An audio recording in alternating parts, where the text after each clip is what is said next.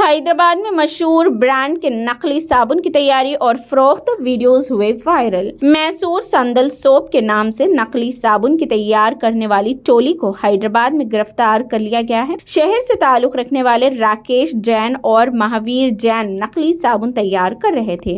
Police ने बताया कि मैसूर संदल सोप साबुन के हुकूक कर्नाटक हुकूमत के पास है। हैदराबाद में मुलजिमीन नकली साबुन तैयार करके फरोख्त कर रहे थे। कर्नाटक के वजीर MB पाटिल ने तेलंगाना के ओहदेदारों और पुलिस को इत्तला दी थी, जिस पर पुलिस ने ये कार्रवाई अंजाम दी। 2 करोड़ रुपए मालियाती साबुन और उसकी तैयारी का सामान जब्त कर लिया गया है, जिसका वीडियो वायरल हो गया।